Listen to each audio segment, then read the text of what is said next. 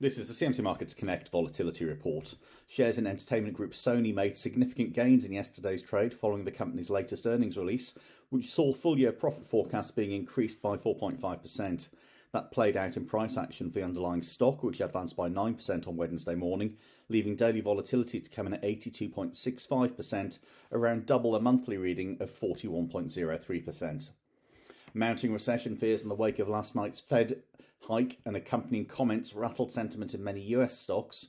One sector which appeared to be particularly hard hit was social media, where CMC's proprietary basket of shares slumped off the back of the Fed statement, ending the session down by more than 4%, and with one-day volatility of 82.03% against a one-month reading of 62.97%. In cryptos, Litecoin powered its way higher yesterday, adding around 17%.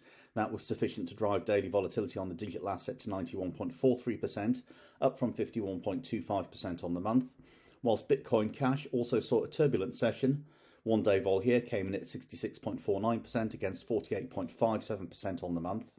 Wheat prices fell back to close on last week's lows after Russia made an about-turn on grain shipments across the Black Sea. With these now back in play, the underlying was back near last week's lows, and daily volatility on the commodity printed 57.74% compared with 41.86% on the month. And rounding off with fiat currencies, that news from the Federal Reserve underlined the central bank's divergent stance on policy, especially when compared to Australia.